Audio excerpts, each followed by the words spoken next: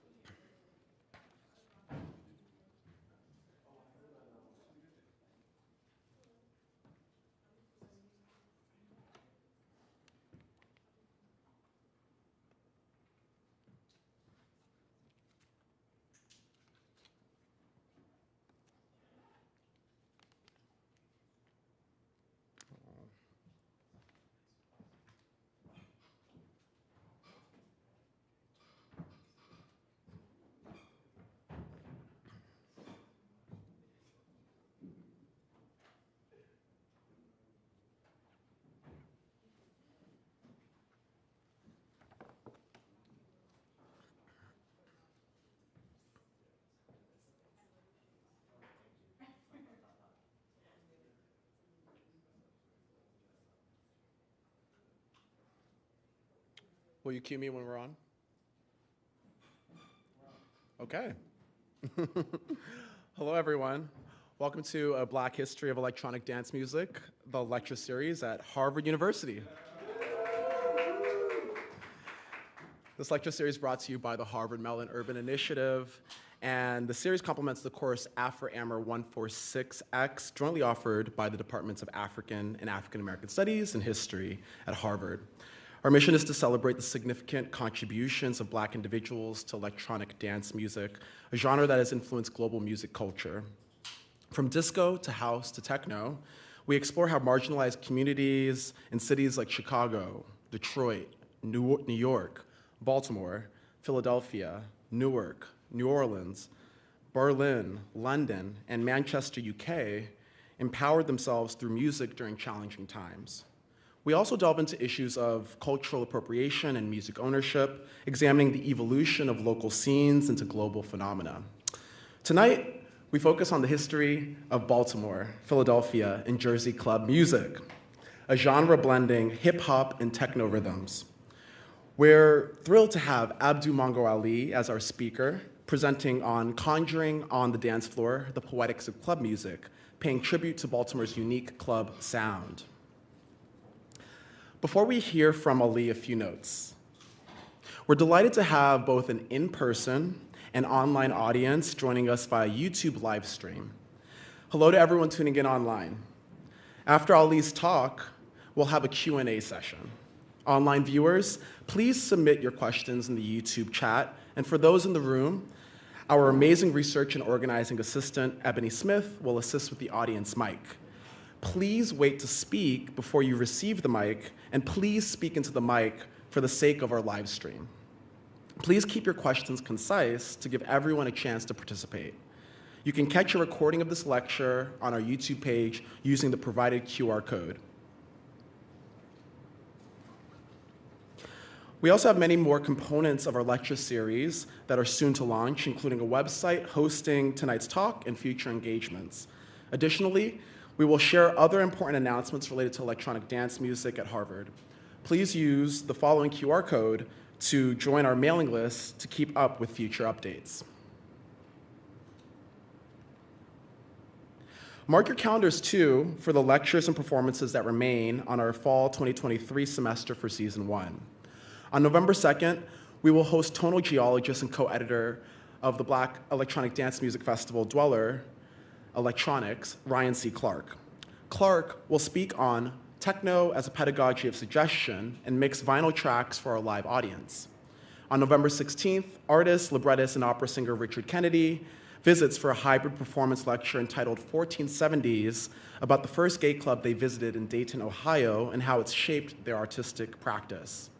On November 28th, co-founder of Dweller Electronics and booking agency Discwoman, Frankie DeKaiser Hutchinson, will speak on creating Black ecosystems through the festival. Finally, on December 5th, DeForest Brown Jr., author of Creating a Black Counterculture, a book about Detroit's techno's history and global influence, will lecture on the book and spin a live performance of the LP Texodus. This is sure to be a very exciting season of talks, and we encourage you to stay updated via the mailing list. Lastly, we are tremendously thankful to the Department of Music, the Standing Committee on Theater, Dance, and Media, the Mahindra Humanities Center, the Department of Anthropology, and the Department of Art, Film, and Visual Studies. And now, for what we are all waiting for, today's speaker. We aim to have a student in Afro-Ammer 146X introduce our esteemed guests. Today, Allure, a Harvard College senior and artist in their own right, will introduce Abdu Mongo Ali. Allure is a 21-year-old multidisciplinary and multimedia artist, musician, dancer, producer, and performer born and raised in New York and currently based in Cambridge. Allure majors in arts, film, and visual studies. They have opened for artists like Lola Brooke and Baby Tate, and they're passionate about Black and LGBTQ+ underground spaces and culture, where they routinely perform at events centering these communities, like Finally for the Gays, hosted by DJ Childish Ravino, and House of Fag, meeting Beetroot Elston's Queer Hello Kitty rave. Allure has also worked as a dancer for rapper TBT at the Trans Resistance March and rapper Brandy Blaze. They are also an active member of the Kiki scene in Boston, awarded Women's Virgin Vogue of the Year at the New England Kiki Collective Awards Ball. Their current artistic pursuits have been informed and inspired by what we are studying in a Black History of Electronic Dance Music seminar, and they have appreciated the ability to delve deeper into this world they care so much about. So please help me warmly welcome Allure to the stage.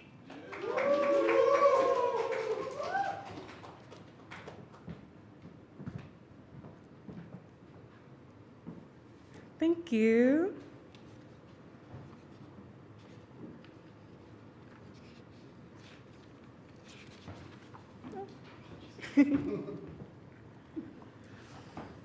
Abdu Mongo Ali is a Providence-based musician, writer, and multidisciplinary artist who works in sound, collaboration, video, and performance.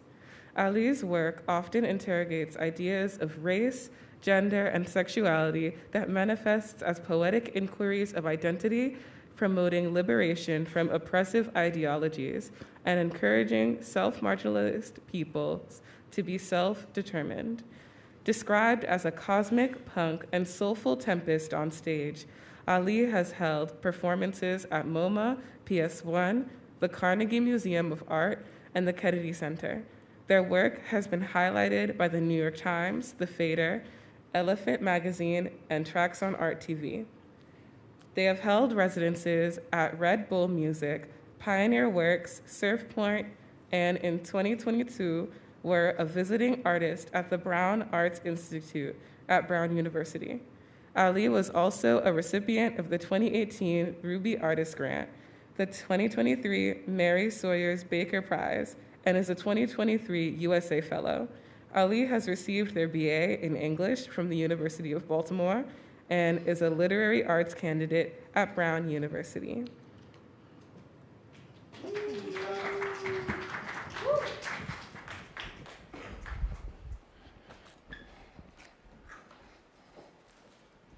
How y'all doing? Y'all ready to talk about Baltimore club music? Yes, I'm so excited and happy to be here. First and foremost, let me thank George and the Department of African and African American Studies at Harvard for inviting me to such an important lecture series. And this is needed. This is needed educational programming because there has been a lot of whitewashing, music colonialism, and erasure around the history of electronic dance music. Many of the EDM genres today that are global favorites were cultivated and pioneered by Black and brown people. Conjuring on the dance floor, the poetics of club music. Let me start with one of my most romantic memories, a memory that informs how I show up as an artist, a space conjurer, and a cultural worker. When I was about 9 years old, me, my mom, and my siblings moved from East Baltimore to West Baltimore. Now, if you're from Baltimore, you know that is a controversial move, okay? The West and East Baltimore are completely different. So we moved to West Baltimore in a community called Orchard Mews. And this is my neighborhood, as y'all can see. This is not the exact house that I grew up in, but all the houses in this community look like this. And this is probably like 2 blocks up from my house, or my childhood home. So we moved to West Baltimore in a community called Orchard Mews, which was essentially a working class neighborhood, a ghetto that was placed in a culturally lush area between West and downtown Baltimore. It was an enclave of a bigger street named Pennsylvania Avenue, AKA the Ave, which was a long-winded block that was a cultural oasis and a site for some of the most prominent Black social and cultural spaces in Baltimore City. And when I was young, that was one of the neighborhoods to like hang out at, to be at, the barber shops, the hair stores, Shake and Bake, which was a skating ring and also a club. Like all of these places existed along this block. And this is Pennsylvania Avenue. Well, this is part of Pennsylvania Avenue's beautiful mural. The Ave also held weight for the culture of Black America at large. For instance, back in the day, the Ave was the location site for the Royal Theater, an iconic artistic performance space that was founded in the 1920s, and for 30 years was a premier stop on the Chitlin Circuit. The Royal Theater hosted performances for legends like Cab Calloway, Ethel Waters, and Billie Holiday. And this is an archival image of the Royal Theater. And I believe this image was taken in the 1940s. And as you can see, it was popping. Like, look at the line. And it was the place to go. Like, if you were a jazz artist or comedian, to be validated as someone worthy of, like, critical acclaim, you had to stop at the Royal Theater, just like you had to make a stop at the Apollo in New York City. My neighborhood was also blocks away from the Arena Players, which today is the oldest existing Black performance space in the United States. I also used to make frequent visits to another community gym, the UB Blake Center. And shout out to UB Blake, another jazz legend icon who was based in Baltimore. Right on my block was also the Orchard Mews Church, the oldest standing building in Baltimore that was built by slaves and used to be a stop on the Underground Railroad. And my school, Booker T. Washington Middle, was the same middle school that Thurgood Marshall attended. I'm saying all of this to say that my neighborhood was in the midst of a lot of Black history and culture.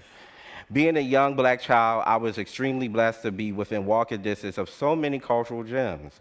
But one of my favorite community spaces that was also a short walk from my home that I will forever cherish and feel honored to have experienced was the iconic dance club called the Paradox, AKA the Docks. And that's the spelled D-A, and that's how you gotta say it, the Docks. And this is the Paradox. Founded by Wayne Davis in 1991 and up until 2016, the Paradox held space for the underground dance and music world of Baltimore and the Mid-Atlantic. Spanning over 4 decades, every weekend, people from Baltimore, DC, Philly, NYC, and afar will flock to this club. The Paradox was a sonic and movement playground where one could hear some of the best DJs in the world who spun mostly Baltimore club music, house, go-go, hip-hop, and any and every Black dance music genre that was popping at the time. Over many years, DJs like K Swift, KW Griff, DJ Technics, Scotty B, Reggie Reg, Vaughn Allure, Alternate, and many more would be musical conjurers at the Paradox, playing the most yummy tracks from sundown to sunup. So I was 13 years old when I was able to have my turn and turn it at the Docks. Weeks leading up to Easter weekend, my best friend Kiara, who lived across the alley behind my house, set intentions for me to go down the docks by any means necessary. She had already been a few times and told me about the countless moments where she had got her life down at the docks. The joy that would emanate from her body as she expressed her love for this place was so visceral that I easily fell into her demand and made sure that I also had the chance to get my life at the docks, okay? Period. Okay, we was 13 and determined. And this back in the day, right, where this like the late 90s, early 2000s, where we had teen clubs, we had clubs for kids, or like I said, Shake and Bake, which was a skating ring, but it also was like a club for the youth. And so that was just really a part of the culture. So it might sound a little buck that I was 13 trying to sneak in the club or get into the club, but that was a part of the culture, you know? Kiera said that we must go on a night that was for the older teens and college students. According to her, that was the night to go because the other option would be to go to the kiddie disco at Shake and Bake, a tween party that was over by 9 p.m., which for her was a little too too PG-13. Also, let me say that the docks was also a sober place. They didn't have a bar, and that kind of also speaks to how like important and beautiful and popping this space was because it was always packed, you know, lines going down the block, you know, and it didn't have no bar, you know, unlike today, you know, most people are like, I'm not going to a a club or a dance space and, you know, there's not a bar, you know, like, so that was the vibe at the docks. Kiera also said we had to look the part and make sure that we don't dress like we were little kids, and we also had to make sure that our look was dance appropriate because according to her, by the end of the night, we were going to be drenched in sweat. And this was in 2003, during the era where the South was taking over hip-hop and the influence of Atlanta fashion worked its way into Baltimore culture. So, of course, I wore a crispy, long white T-shirt, okay, some baggy blue jeans, and a brand new pair of clean and fresh white Air Force Ones, okay? I thought I was looking good. We were looking cute. And Kiera wore some coochie cutter blue short jeans. Yes, coochie cutter, that's what we called them back in the day. A studded white short sleeve T-shirt and some K-Swiss sneakers. Now, 90s babies know, like K-Swiss, they had a time back in the day. So we were dressed down and ready to go get our fucking life at the docks. On Easter night, we began our journey to the docks, and as we began to get closer to the club, we were joined by a migration of other black teenagers from all over Baltimore who were just as ready and eager to get inside of the docks as us. After an hour or two of standing in a line that was reserved for people who didn't have an ID, we finally got inside, snuck inside, the infamous and legendary Paradox. I don't quite remember who was DJing that night. Most likely it was K-Swift or DJ Reggie Reg, but I do remember how I was in such an awe when I finally arrived inside. And this is another archival image taken at the Paradox, and as you can see by the looks, this is probably in the 2000s, right? Okay, the T-shirt over the collar shirt, the beads, the cargo shorts or pants. This was definitely the 2000s. The docks was bigger than I expected to be. It looked like a quintessential 90s nightclub, a colossal industrial warehouse that made your body feel tiny, with walls painted black and had 2 corridors going in opposite directions, directing you to 2 different dance rooms. One room wasn't so big and had more of a mellow vibe where the DJ played deep house and R&B music. The other room, the main event, was large and had hundreds of people crammed inside of it. And that was the room that played Baltimore club music, and it only played Baltimore club music all night long, okay? And as I walked inside, I saw the DJs standing in their throne, looking over the audience that they were tending to, with tall, giant speakers standing erect, bookmarking the DJ booth and the stage, the pulpit for that night's masters and the pulpit for that night's masters of ceremonies. And let me tell y'all, the speakers were huge. Mind you, I was 13, so they probably wasn't that big, but you know, when you're young, this is your first time at the club, everything just seems so heightened. But the speakers at the Paradox were big though. They were huge. They had to be in 5 feet, maybe 6 feet. They were taller than everybody and positioned in the center back of the club as if they were some ancestral sculptural pillars that pushed out the ceremonious sound waves that that were possessing people's bodies. As in most clubs, the subwoofers were nowhere in sight, probably tucked under the stage, and although they were invisible to us, we still felt them, and we still felt that bass. Now let me get into the importance of a quality sound system. Back in the day, right, the sound systems being in good quality was a standard. Like most DJs would not DJ if the sound system in a club or a venue was BS. That was just a part of the standard, you know?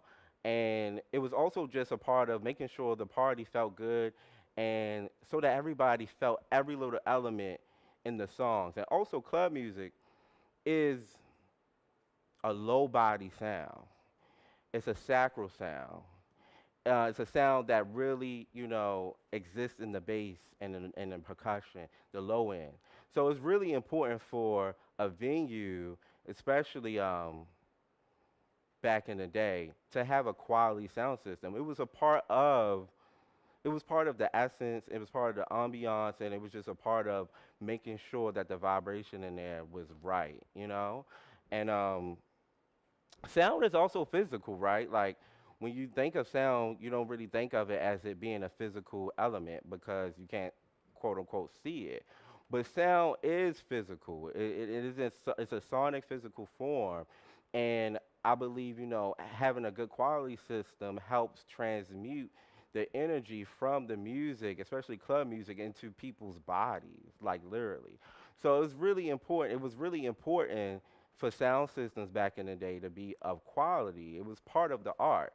And, you know, today you can go to a major music venue for a big artist and the sound system is crap. The standards are definitely lower, you know, and even as a music artist myself, you know, I would go and perform some places and, you know, the sound would not just be right. And then when you ask for the sound to be right, people act all shook, like, you know. But also, it's important to mention that Wayne Davis, the founder of the Paradox, he was a sound engineer and a sound designer before he opened the Paradox. Meaning he would go into different venues and clubs and design the sound systems for them. He would curate the sound systems for these different clubs and venues all over Baltimore. Because every space, right, has a different vibration. So he would go in there and tell the venue owners and the managers what type of sound system they need specifically for this space to sound good. And I really just wanted to make an emphasis on like the importance of like good sound. It's not just, you know, for the technicality of it. It's really for the energetic component of it, the spiritual component of it, so that people can not only feel the music, it is also good for people to be able to have the music get into their bodies, you know? As we stepped into the sonic inferno, there was no refusal in our bodies to respond in movement as we allowed ourselves to be anointed by the vibrations of the club music sound that was pulsating in the air. The Baltimore club dancers, who were like celebrities in my community, were dancing their best with all eyes on them as their electric current would ricochet off their bodies into everyone who was present in that space. It was just so beautiful to witness a symphony of black bodies and black sound, a ritual of black frequencies coming together, conjuring pure joy in a city where we often felt the heaviness of what it means to be black in America. Everything was ours in that space. The movements, the sound, the space itself, the energy was all ours. It was pure divine energy that was all ours. And it belonged to us. The sound, like I said, the sound, the the movements, the space. It was a black-owned queer space. You know, in the 90s and early 2000s, like, everything was ours. As black people, we felt autonomous in that space. We felt seen, we felt safe, and we felt like we could just be ourselves. And my usual shy self felt free and autonomous in that space.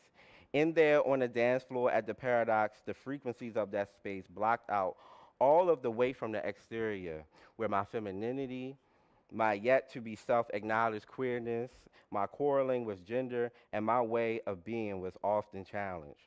The Paradox, aka the Church of Baltimore Club Music, for me, then became the site where I first learned about the powerful, liberating effects of art and sound. And although Baltimore club music was a main genre in the score of my youth, a sound that as a black Baltimorean you would hear everywhere like block parties, birthdays, cookouts. But it wasn't until that night at the docks where I forever became a dedicated ambassador of the Baltimore club sound. And so on this slide, this is the cover art for my first two projects, Evictos and Push and Slay, and that's just me performing. Released in 2012, inspired by the ballroom culture and Baltimore Club, my first song ever, Banji Music, with its first lines being, I worship snakes, I fucks with Eve, apples is what I need. Should I say it again? I worship snakes, I fucks with Eve, apples is what I need.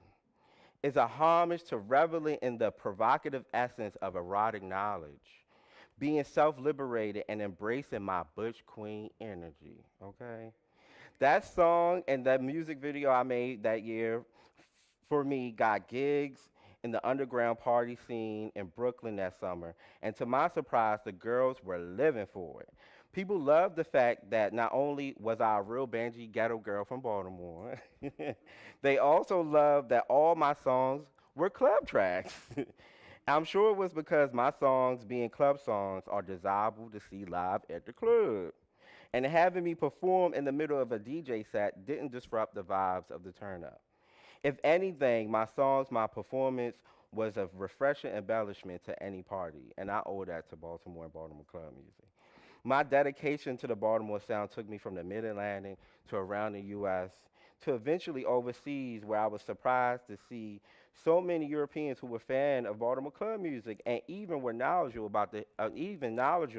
about the history of the genre. So this is my first music. No, it's not my first music video. It's one of my most popular music videos, titled "Did That," produced by Mighty Mark. So I'm gonna play it. I'm gonna play a little bit of it.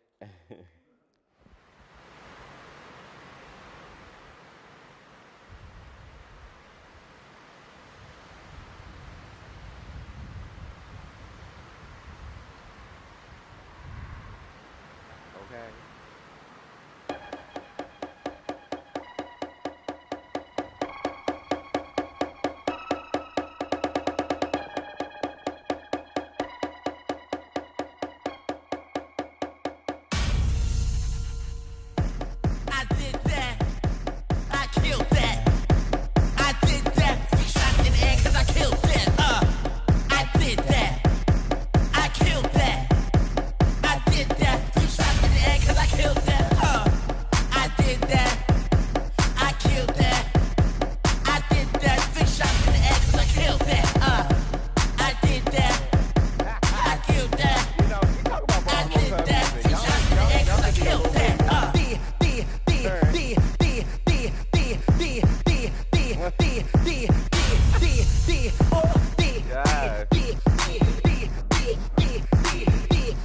Shot in Baltimore before. Bunch of me and my friends having a good time.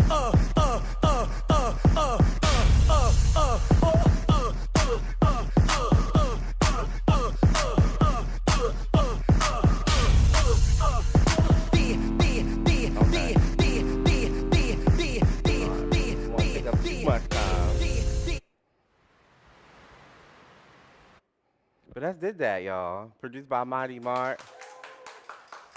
You know what I'm saying? It's a self-affirmation anthem. You know, I just wanted to make a song where people just felt good about themselves and about, you know, the work or whatever, like, they got through during that day, that year, that month. And just to tell yourself, like, yes, I did that, you know? So I wanted to make a song to pay homage to that feeling. Um, One of my most popular, and Did That was one of my most popular songs ever and deemed as a Baltimore Club classic. In that song, I don't even really say much, but I think it resonates with a lot of people because, like many other Baltimore Club songs, it is a poetic litany, a self-affirmation anthem, and that makes people feel simply good about who they are. That's why still to this day, I will continue to create Baltimore Club anthems, and I will always be an ambassador of the sound, keeping my hometown sonic tradition alive. So we about to get into some history, okay? We about to get into the history of Baltimore Club music, the origins, the pioneers. Yeah. Um, After a decade of house music storming clubs and the airways in the United States during the 80s. In the 1990s, Baltimore City started to begin putting its own spin on the seductive body activating genre. Now, do y'all know the difference between house music and club music? Okay, well, I'm gonna tell y'all. So, house music essentially is the mother of, in my opinion, electronic dance music in general, EDM. And for me, I consider it the classical genre of house music. Because when you think about it, right, house music has a lot of orchestral components to it. There's a lot of sounds going on. The vocals are going in. Like, people really be singing down on house music. And it's just, you know, a lot of different elements within the sound. Versus Baltimore club music is more stripped down, is more bare, is more raw, is more street, is more hip hop. And the composition of club music is a little bit more minimalistic, right? It's usually, you know, a snare, a kick, a few drums, and a vocal loop that is, you know, repeated over and over again. It's more stripped down versus house music, you know, especially in the 80s and early 90s, was just like a bigger, more robust sound. And yeah, and so I feel like house music, I feel like you would hear that, you know, at a big, you know, dance space that had like a disco ball maybe and a lot of lights versus club music, you hearing that in somebody's basement. Like, you know what I'm saying, or in a club that's like dark and black, you know, and you dancing to that all night, you know, versus like I think house music just feels a little bit more, it takes up more space in a way, sonically. Essentially, as a combination of house and breakbeat music, the early DJ pioneers of Baltimore Club, Frank Ski, Scotty B, Sean Caesar, began to bring the sound to life by using samples from many British rave classics, such as Too Much Energy from the Blaps Posse. And a lot of people don't know that. A lot of the early Baltimore Club tracks were using samples from British rave songs. And I don't know how that relationship started at all. And it's funny because if you go on Black Twitter, people often make fun of the Baltimore accent and say we sound like hood, like British people. So I don't know when I don't know how that relationship started, what made them want to use a lot of samples from British breakbeat music, but they were doing it. But they also would use samples from old school tracks like Mr. Postman by the Marvelettes, which is produced. And I'm about to play a song, one of Baltimore Club's biggest songs, Mr. Postman, that was produced by DJ Technics. And it's one of my favorites.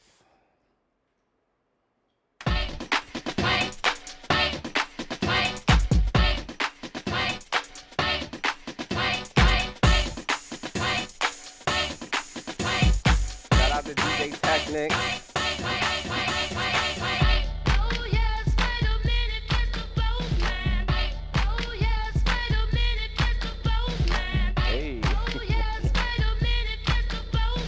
We're gonna play this one though. I gotta play this whole one. It's only 2 minutes because it's just so good, so right. Okay, yeah, I saw it on the syllabus. Yeah.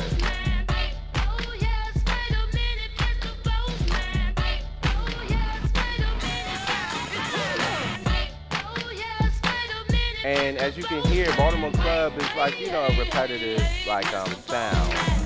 It's a loop that they spin over and over again, right? But in most Baltimore Club songs, the loop is preparing you for that climax that's gonna happen at the end. Um, you'll hear it. You'll see what I'm talking about.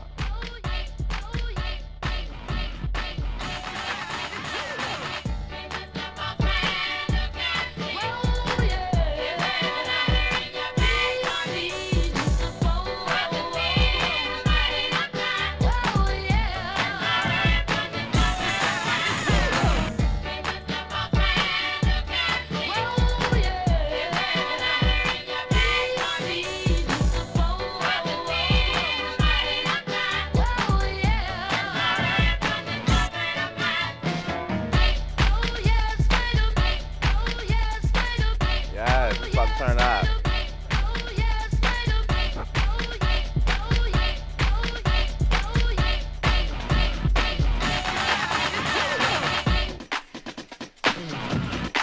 And a lot of Baltimore Club tracks have claps in them too. The clap is a common sound that you'll hear on Baltimore Club tracks.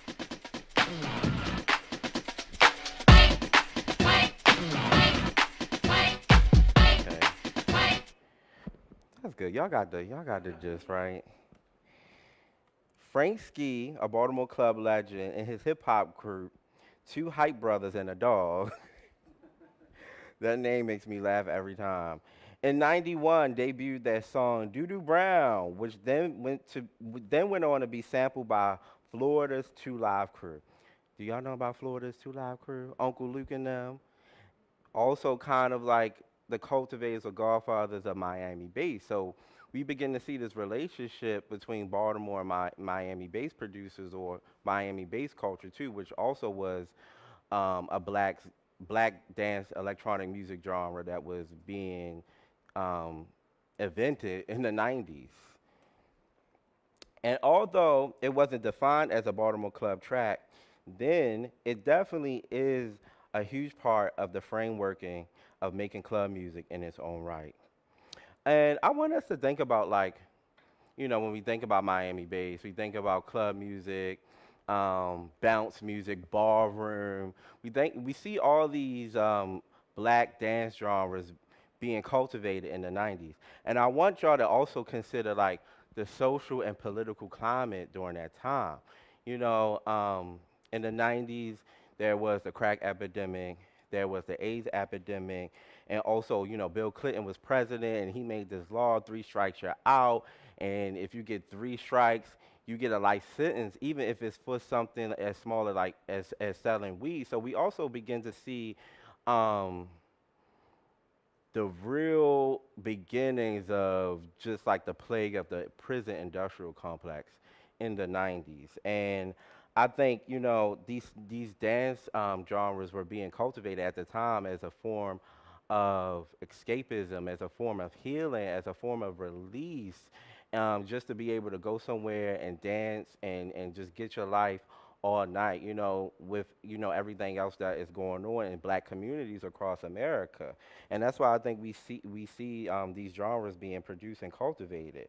And Baltimore was a major city in the East Coast that really got hit really bad by all the social political chaos that was happening in the 90s, especially within the drug market and crime and a lot of black men and black women were going to growing up, it was normal to see to have elders just going to jail all the time so I think that we are seeing these genres being cultivated because black people just needed something to feel free and something to heal their bodies and their minds and their spirits. Because music is often a response to political issues, as we see in hip hop. Also, gangster rap was starting to brew, during that time as well. And yeah, music is often used as a response to a lot of the issues that's going on in America. And like I said before, it provides a source of healing. With that being said, Baltimore club music is a sample-forward electronic dance genre, okay, that is usually set at 130 beats per minute, a repetitive sound reminiscent of sonic religious mantras that is rooted in the art of call and response. The sound is literally constructed to compel your body to move. Its pace and rhythm is built to be accessible to the flow of most bodies. It's a tangible sound to dance to. You know, is slow enough for you to be able to catch a groove, but it's not too fast enough to like confuse you. You know, Jersey Club, you know, is super fast and way faster than Baltimore Club. Jersey Club is usually 140 beats per minute and up, versus Baltimore Club is 125 1 to 135 beats per minute. And I actually have a video with my friend and collaborator, Mighty Mark, kind of speaking on how to produce and make club music.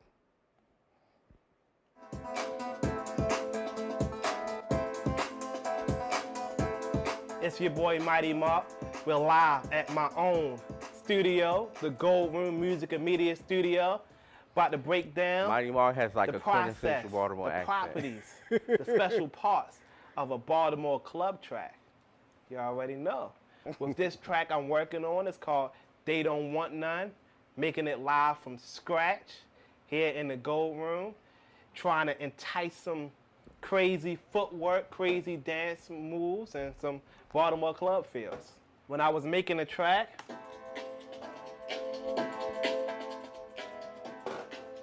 added that think break, a traditional staple in Baltimore club, to give it that groove, to give it that rock. Then what I did is I played some keys.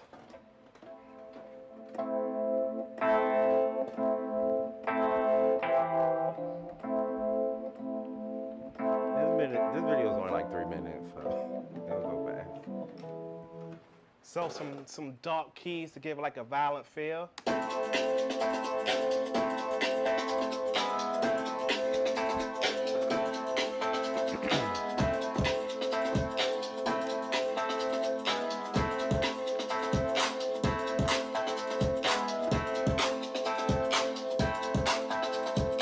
I got the basis of the drums down, so normally I would add like something heavy underneath, like an 808. So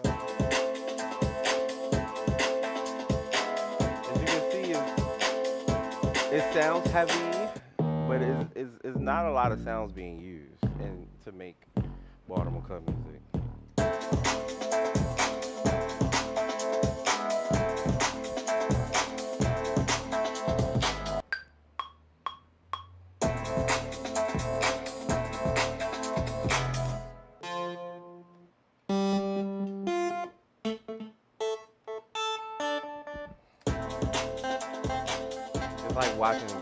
It's like watching somebody play a video game. You know, like.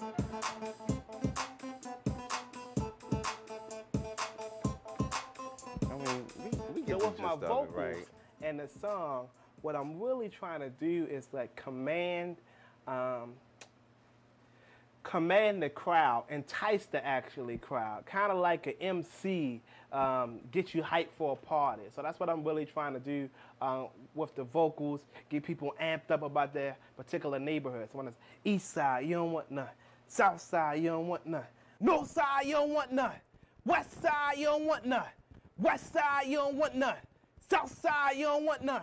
So like it kind of causes a battle within the track as well. That's what I'm really trying to do with the vocals. Y'all will be able to download this song for free on the Baltimore. Shout out to Mighty Mark. Yeah, so club music, it's about just making people want to dance, like, and not in the sense like having a hard time to refuse to dance, you know. And again, like back in the day, it wouldn't be this thing where you go to the Paradox and people standing on the wall. Everybody is dancing. You know, there weren't no cell phones, no cameras, nothing like that, no social media, and so everybody felt comfortable just let loose. Like you would go in and it would be a sea of people just losing their minds to Baltimore club music. It was just so beautiful to see. I also want to talk about the importance of Baltimore club MCs and vocalists. At first, Baltimore club music was a genre that mostly used sample vocals. But after a while, the master of ceremonies and DJs came together to produce original club songs. So at the Paradox or at most clubs and music venues in Baltimore, they will always have a host. You know what I'm saying? And the host wasn't just there to look cute. Like the host was there to like wield the energy in the space, to make sure everyone had a good time, to like rap or or talk shit on the mic. They also would shout people out, shout out different neighborhoods. And they also were celebrities. They were socialites. And you know what I'm saying? If they showed up at a party, you know what I'm saying, they also bringing a crowd with them. So they were an important and integral element to the dance parties at the Paradox or anywhere at any club in Baltimore. One of the most legendary and iconic voices in Baltimore club music is Miss Tony, who passed away in 2003 as Big Tony. And they had many club songs that were fan favorites, heard all over the radio stations and in Baltimore dance spaces. Miss Tony was a local celebrity, a tastemaker, and became a figure of authority for nightlife in Baltimore. If Miss Tony showed up at your party, it was a moment, okay? And it was a defining one that meant your party was worthy of his presence. Miss Tony was also gay. She dressed in drag and also showed up as his most authentic self, which in the 90s, right, is bold and courageous. And also just like fascinating and not like the norm. Miss Tony was the voice of Baltimore Club and opened up the door for people like me, Ra Ra, and Black Star, and many other Baltimore Club MCs, vocalists. And, as a child, just having this as a reference, like a direct reference, is just so powerful to have, a person that was black and gay from my city that was also being celebrated for just being who they are, being their most authentic self. Miss Tony was like famous in Baltimore. Miss Tony had their own radio show on 92Q. You heard Miss Tony's voice every morning. I think it was called the Big Fat Morning Show. And yeah, so they had a lot of space that they took up in the city, and they were celebrated and honored as like one of the main pioneers of club music. And to be black and queer, to have that reference directly in my backyard, in my culture, which is just like so important to me. And I don't think that I would have felt comfortable to be who I am today if I didn't have that direct reference at such an early age, because Miss Tony was popping in the 90s. I was born in 1990, and she was like, everybody loved her. Everybody respected her. I must mention the impact of the Baltimore club dance scene as well. The genre and dance styles go hand in hand. One doesn't thrive without the other. The Baltimore club dancers were not only beautiful visuals at parties, but they also validated what club tracks were good and which ones wasn't. Think of it like this. DJs were often the composers of Baltimore club tracks, right? DJs also hosted their own parties where they played, most likely, their own tracks. The DJs needed the dancers to not only validate the quality or the effect or the goodness of the song, but they also needed them to show up at the clubs to help enhance the vibes of their parties. The dancers were also local celebrities, and if the people of Baltimore knew that they were coming to a certain party, they come too. So the dancers are, like Baltimore club dancers, they also were like celebrities in our community. And like, I'm living. It was a point in my life. Big Miss Tony track. This is one of my most favorite Miss Tony tracks, Living in the Alley. I'm gonna just play a little bit. For y'all right now. Here it is one time. I was living in an alley with no place to go. I was living in an alley with no place to go. And it's interesting, right? Because, like, in this song, you know, Miss Tony is being super vulnerable, talking about that experience with homelessness. And they often will talk about their experiences, their struggles, living in Baltimore on that radio show, too. And when you think of club music, you don't really think about it as a genre that, you know, has such serious topics. But, you know, Miss Tony was just that girl. She getting there. Murphy Holmes, can you help me? I'm living in an alley with no place to go. York Road, can you help me? Walbrook. And they also was that one of their main collaborators and producers was Frank Ski, legend. And this is just like a quick Baltimore club dance tutorial. All the different dances. Hold on, I'm gonna start over. It happens to go so fast. The crazy leg, the SpongeBob. I used to, back in the day I could do these, but not anymore. The sidekick, the Cherry Hill, Mighty Marcus from Cherry Hill, the heel toe. I think that's my favorite one. Yeah.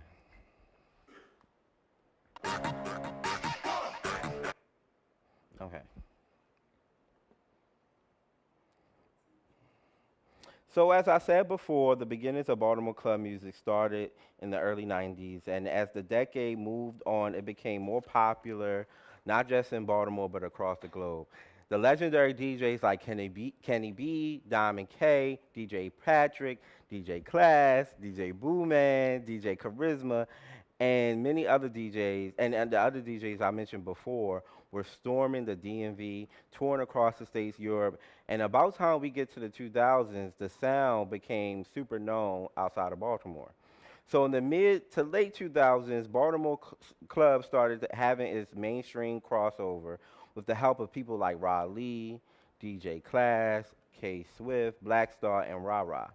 K Swift is one of the most profound ambassadors of Baltimore club music, as she became not only popular in our hometown, but she even got so big, she made appearances on BET and MTV.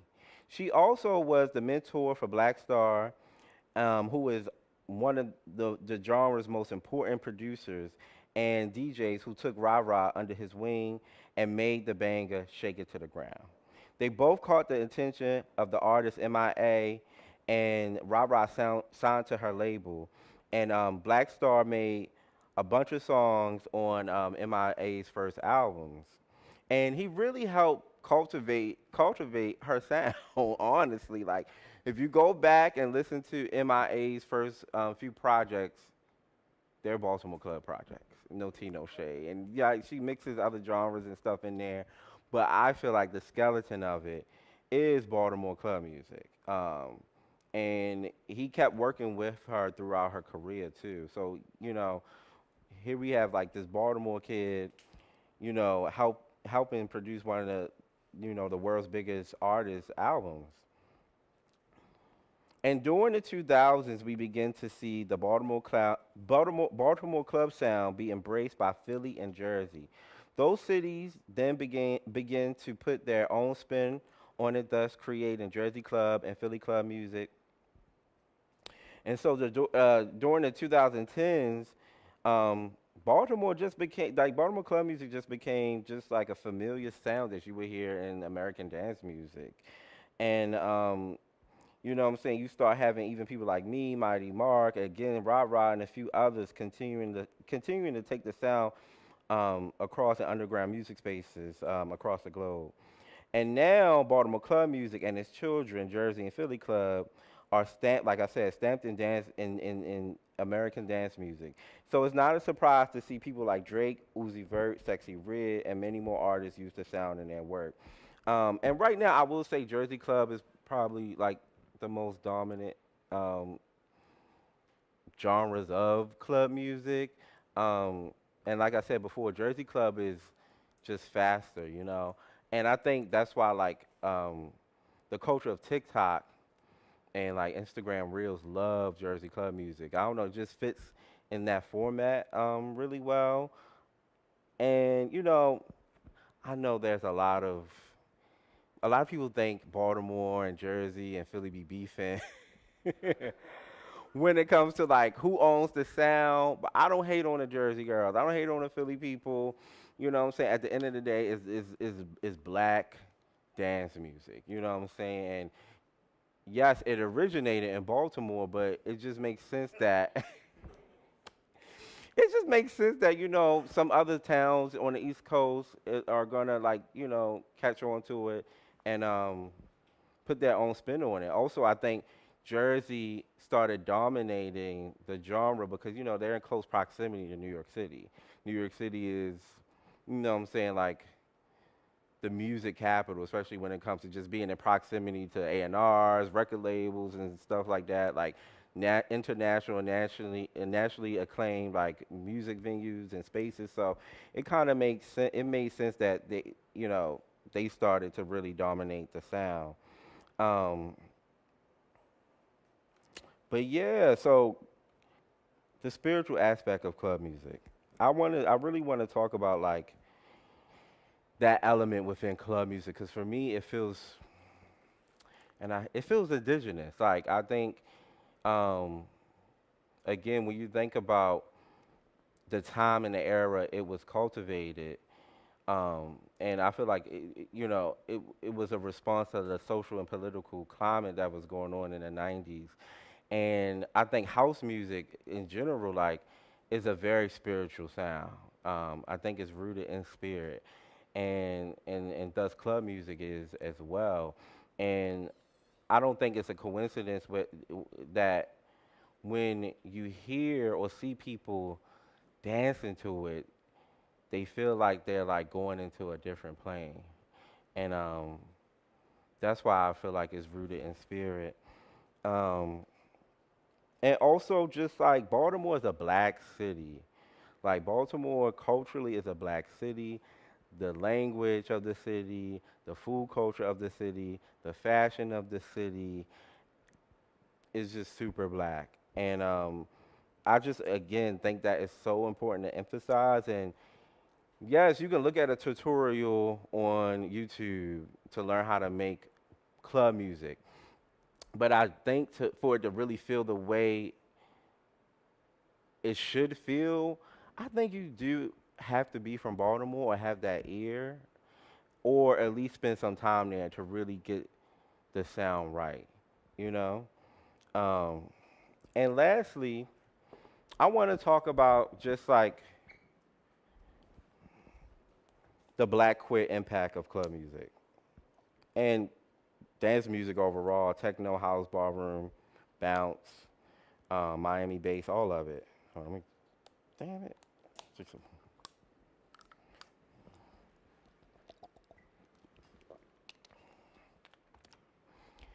There would be no house without gay people.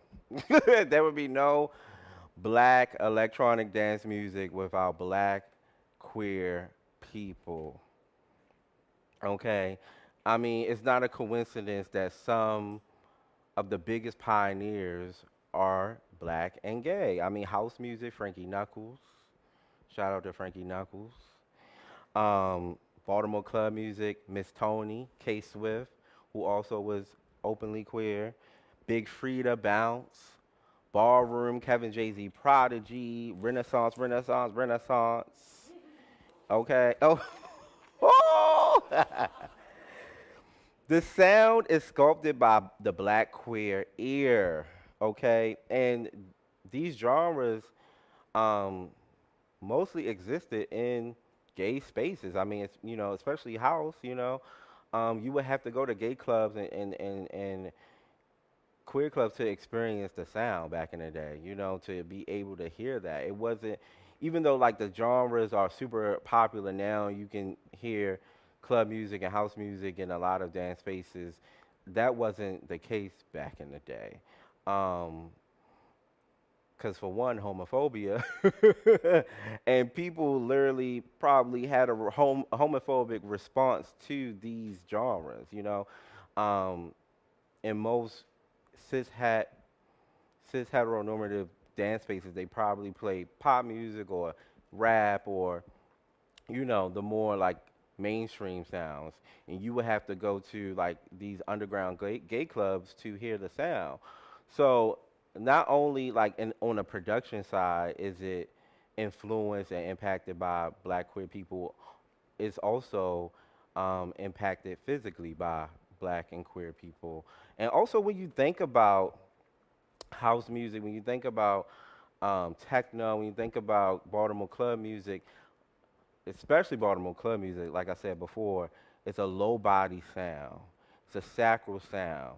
And to move to these genres, you can't be all stiff. You can't be two-stepping. You gotta move your body to get into these beats. So essentially, you had to be comfortable with your femininity, your cunt side. You know, you had to be comfortable with just being more fluid in the body, right? Versus like, you know, rap or, I mean, maybe nowadays, you know, rap is, you know, a little bit more fluid. I mean, look at Uzi Vert. I mean, Uzi Vert literally made a Jersey club, Philly club song that, you know, went viral.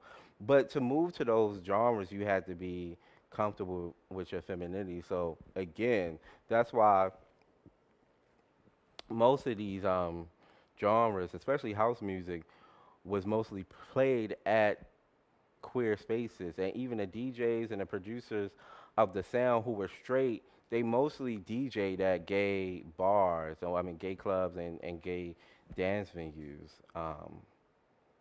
So yeah, that's my lecture. Also, this is K Swift. Shout out, RIP, legend. Like, I wouldn't be here if it wasn't for her. I also picked this mixtape cover because it's just so quintessential. Like 2000s, like mixtape you buy off the street. It's like, you know, like the cover art is just giving that, the hoodie. Like, this was the look. She got her baby fat hoodie on. I just love this cover. But yeah, shout out to K Swift. And also, I just wanted to shout out some names of people who are still continuing to carry the sonic tradition of Baltimore. And y'all should write these down too, because these people are out here doing their thing, and y'all should definitely go and support them. As I mentioned before, Mighty Mark, a collaborator of mine, a good friend, DDM, TT the Artist, S. Dot, DJ Ducky, TSU Dance Crew, James Nasty, Rip Knox, Matic 808, Johnny Blaze, DJ A Mello, DJ Big Nasty, Unique at Be More Than Dance, Midnight Club, Calvo, and Run It Up Joy. Also, I wanted to mention, like, this year, the city of Baltimore, after 30 years of the sound existing, made a Baltimore Club Day. So we have an official holiday back at home. But yeah, thank y'all. I hope that was informative. Hope y'all enjoyed it. Thank y'all for being here. Thank you again, George. I appreciate it. My pleasure. Thank you so much, Abdu, for joining us. And one more round of applause.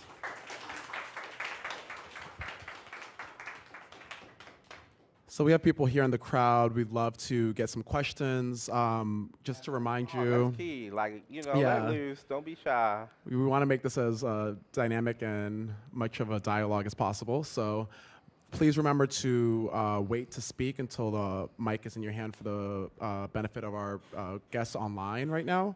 And as well, for those online, if you'd like to ask some questions, I am looking at the chat right now. So please feel free to shout out your question. So do we have any questions in the crowd?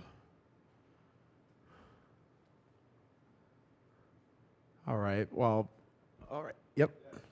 So wait to speak until you get the mic.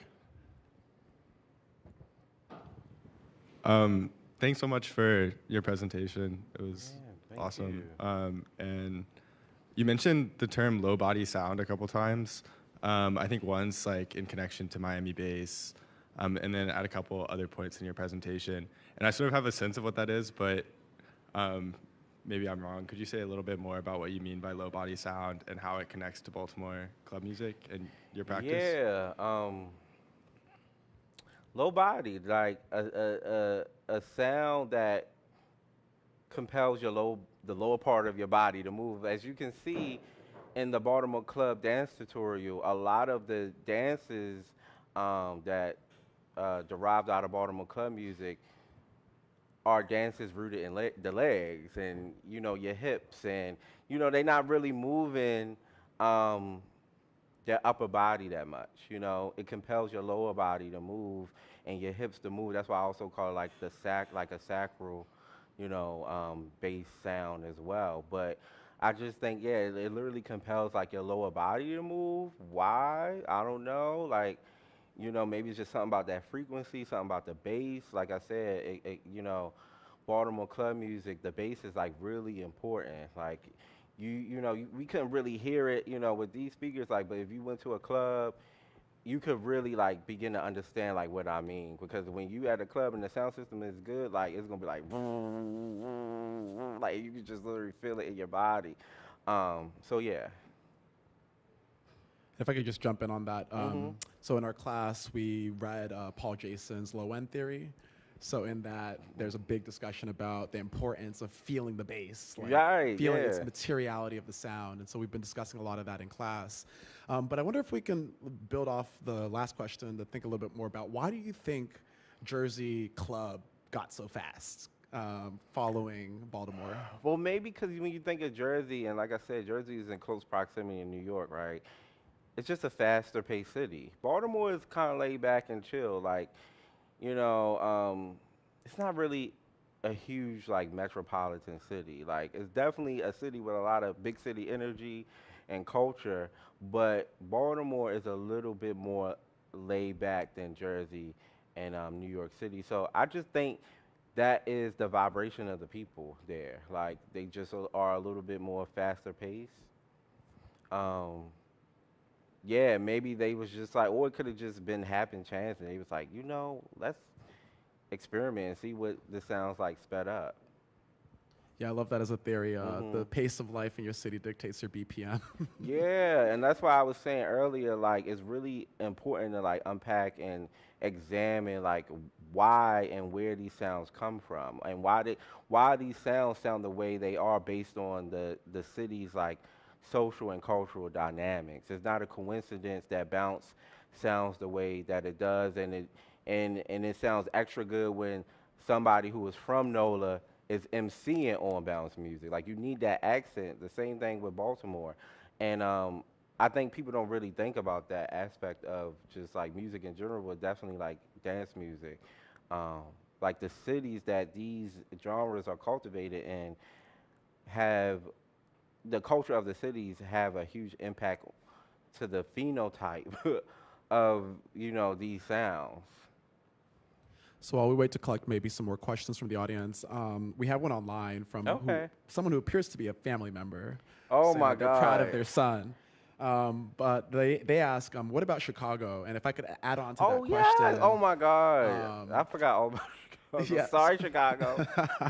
So what about Chicago? But also, in our class, we discuss a lot about kind of the ballroom scene and how, as you said, there's a sort of cultural transmission coming up and down the East Coast, but also into the Midwest. And so how, in addition to what about Chicago, what is the sort of link between Baltimore Club and the ballroom scene? I think the connection I see, the most intimate connection I see is maybe in the way people vocalize on club tracks is similar to the way people vocalize on ballroom tracks. It's super similar. Like, even the way that I perform on Baltimore club beats is super reminiscent of ballroom vocalists. And actually, like, Kevin Jay-Z Prodigy early on for me was a reference, like, and somebody I studied. And, back in the day, I used to be in the Kiki scene back in the day. Back in the day, I walked the runway. I got chopped, yes. And then after I got chopped, I said, I'm not doing this no more. I was a diva. I said, this is not for me. I was in the house of Monroe.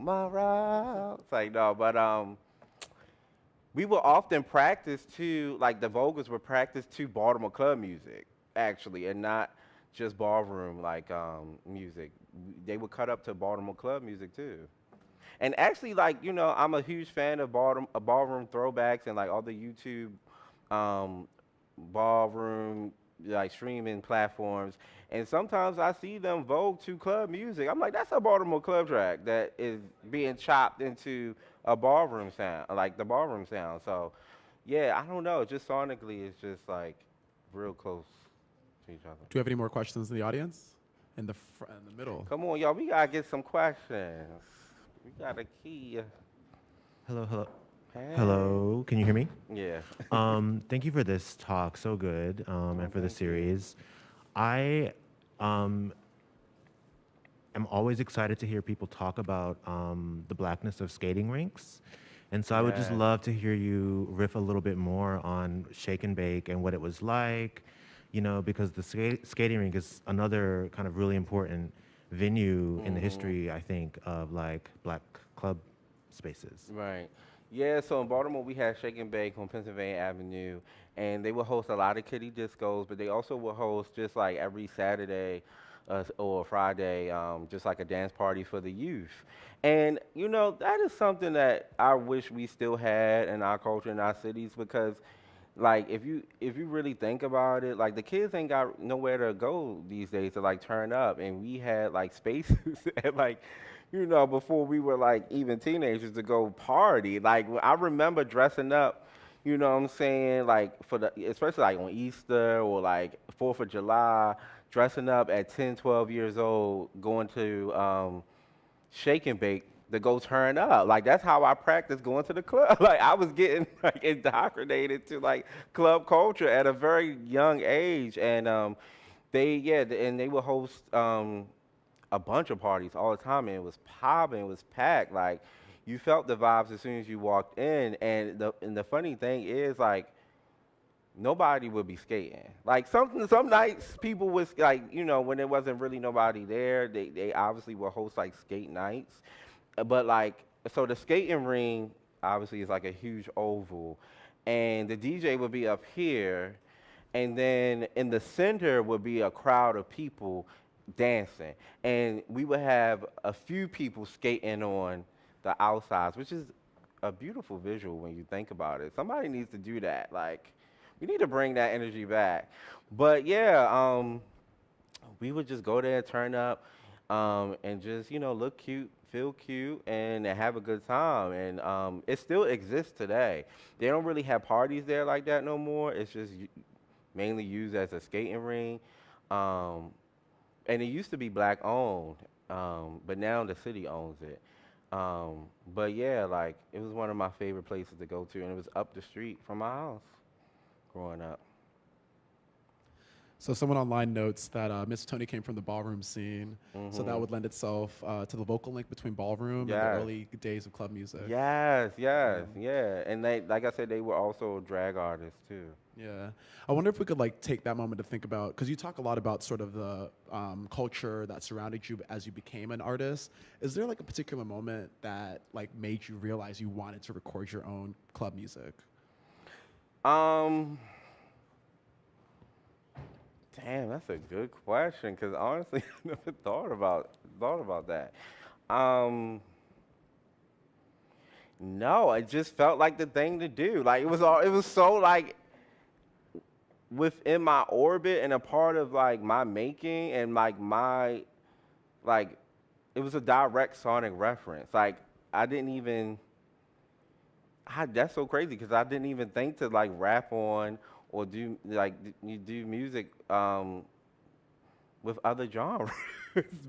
I was literally thinking Baltimore club and ballroom, mix that together, and boom. I didn't think to like rap or do music over traditional like rap or hip hop beats, because it was just so part of like my cultural norm at the time. Also, TT the artist at DDM, two artists that I mentioned before, they were already putting out music before I was putting out music, and they were experimenting with making club music as well. But also, like, again, like Miss Tony wasn't the only MC in Baltimore doing music with club music. It was a bunch of people, like, and a bunch of songs that blew up. Again, Riley, also Paula Campbell, and it's a bunch of other people that had like big songs that were like Baltimore club music. We have a question in the front, it looks like, in the front row. Oh, in the Yep.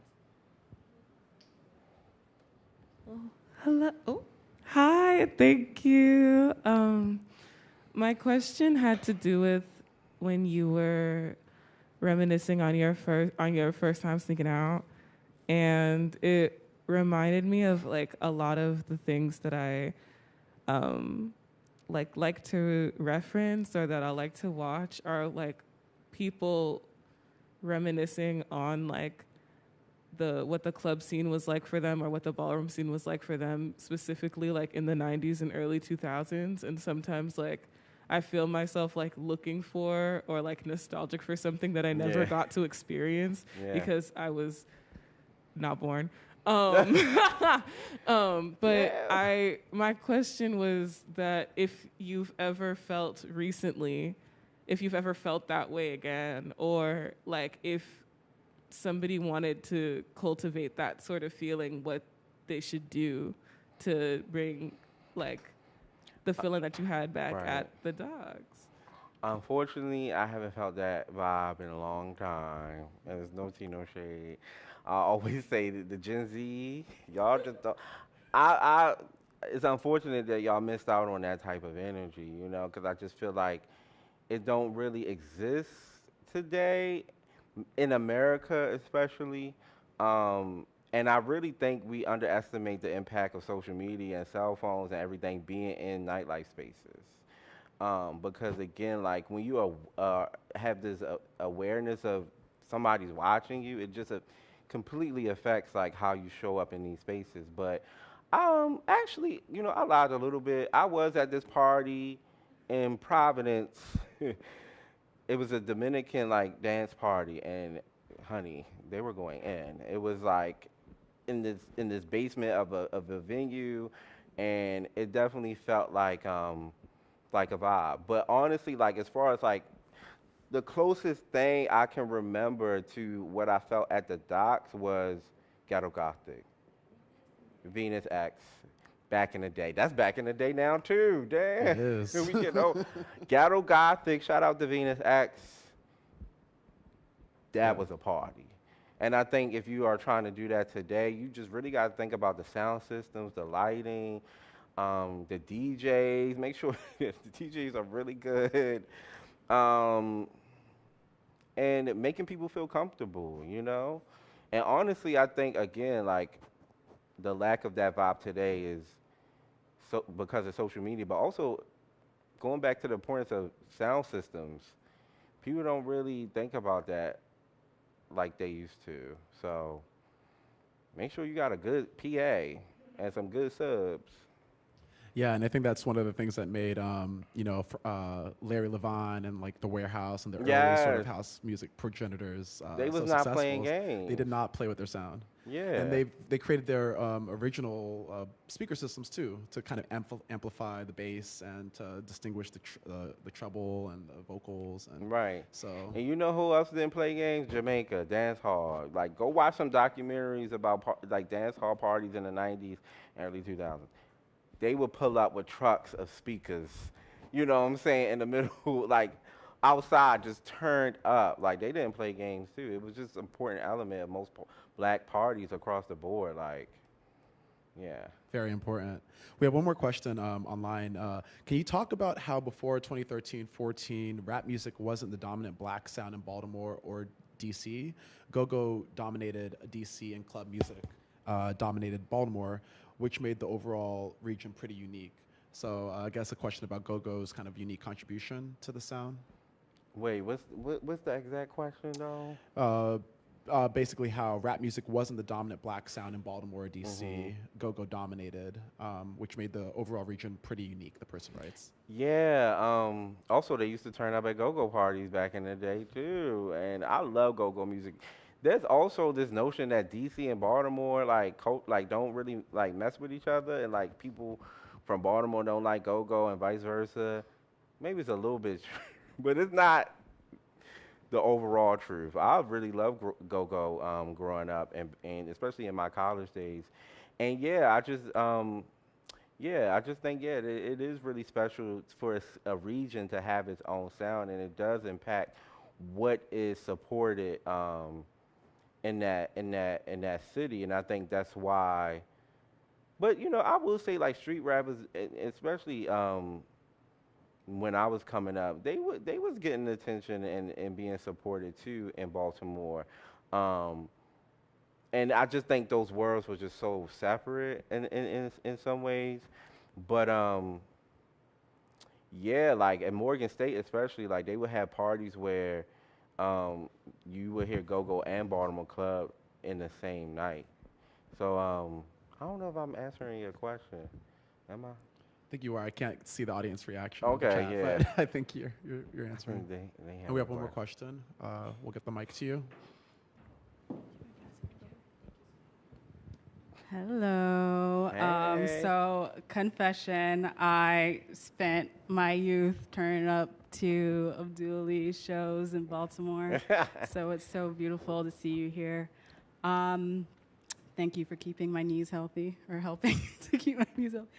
Okay, so my question is kind of driven by nostalgia. But so, one of the things that I really remember as a part of my experience going to your shows is how in so many different facets the experience was queer. So of course led by queer Black people, but also you could pull a show at a venue that was normally full of punk people, or just these different sort of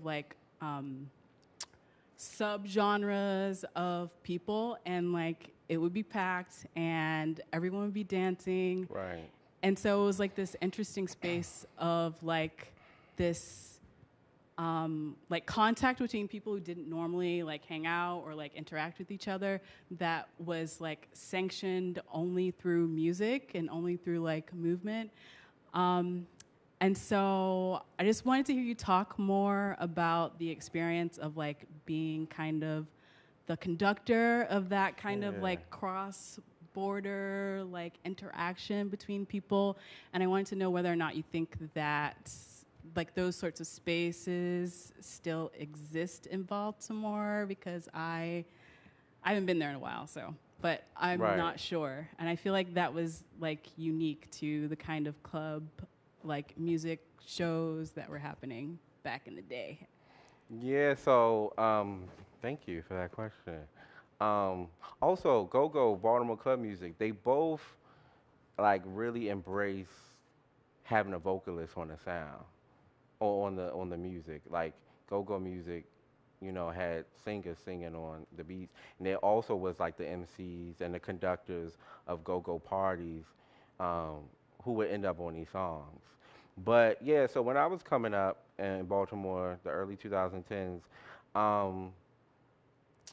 it was this moment where indie music was really popping, and punk bands and stuff was really popping, because Baltimore Club kind of already had a moment, and it was kind of chilling out for a second, and most of the independent music spaces were in this neighborhood called Station North. And mind you, that neighborhood culturally is siloed, severely. And so when I first started hanging out in these spaces, because I went to the University of Baltimore and I hung out with MICA students, the art school in Baltimore, and both of those schools exist near Station North, I was getting introduced to these spaces. And I'm from Baltimore, born and raised, and this world I didn't even know existed until I got to college. And most of those spaces were housed by white people and straight Black people. And I was just and a lot of people who wasn't from Baltimore. And I was we gotta switch this up. So and for many other reasons, I started my own parties, Cologne, in Baltimore, And honestly, I just, just had the audacity to go into these spaces and be like, hey, I want to throw a party. What's good? And luckily, one of the spaces, the Crown, it was a new space. So I think they were just open to anything that felt like refreshing and new. And they just let me do my thing there. And like, yeah, and I also wanted to create an element that was multi-genre. Like I wanted the parties to have different music artists from different genres, and also I wanted to bring people that was from out of town too. Um, but yeah, with my experience and like my background of going to the docks, going to Shake and Bake at an early age, I also knew what parties needed to have in order for it to feel right and to feel a vibe. And yeah. And before we come to the end of our talk, we have one more question online, or maybe two more from the same person. They thank you for a beautiful talk. Okay. And the first question is, can you tell us how Baltimore club music circulated beyond the dance floor? And I might expand on this question to ask about kind of maybe its global reach, because in our class, a big theme is cultural appropriation, cultural appreciation, the distribution system, and how people get royalties. Marketing. Okay. So, it gets really Yeah. complicated. So that's one question. And then the final would be, which record store, or I assume, like, were there record stores that featured Baltimore club music, a place where people could share and appreciate the music, or had it already been sort of the digital era where you wouldn't have so much crate digging, allowing people to kind of create a culture? There was a record around it? store in Fells Point in Baltimore. Oh my God, I feel so bad because I'm not remembering the name. They still exist too. There is one in Fells Point that would have just a section for Baltimore local artists, and they had a Baltimore club section in the record store. So yeah, and then And then, like, sort of the global circulation of Baltimore club music. Do you have thoughts about the sound leaving Baltimore and becoming popular outside of Baltimore? well, I just feel like, again, like I said in the beginning, electronic dance music is probably one of the most popular music genres of today. And when you go to like EDM festivals or electronic dance music festivals or house music festivals, most of the DJs, even in America, but especially in Europe, are white, straight men. And you look at DJ magazines, white straight men are usually always on the cover. And most of the highest paid DJs in the world are white straight men. And I just think that is so interesting because black and brown people literally invented the technique of DJing. And I'm not just talking about putting a vinyl record on some turntables and letting it play. I'm talking about the scratching, the mixing of songs, and the art of DJing was invented by black and brown people. This is not speculation, this is fact. And now the technique, or like the world of DJing is dominated by mostly white straight men. And also the sound is, which I just think is just so crazy and absurd. And as far as Baltimore club music, as I mentioned before, I brought up MIA, and I think that MIA definitely had a big hand in, making the sound global, right? And I guess at least she came to Baltimore because my MIA was living in Baltimore for like a year, and she was going to the dock. She was going to these underground dance spaces in Baltimore, like trying to find people to work with and trying to study the culture and the sound. And that's how she found Black Star and Rara. And I think their work together is one of the reasons why now we see, Baltimore club music everywhere, and and as a global sound. And because she put out her album in the late 2000s, right? And so yeah, so that was like over 10 years ago. And dance music in general is just, a irresistible sound, and it's not a coincidence that it's having a global takeover, especially today, especially with Afro beats and Afro pop and all that is super popular. Um, I don't think it's a coincidence as far as the cultural appropriation piece and the cultural appreciation piece. It's just gotten so big that I don't even think people realize, like, just like house music got so big, like it's just it became such an imprint of like the sonic, like American dance music that like it's kind of hard to negotiate or try to like gatekeep like the ownership around it, unfortunately.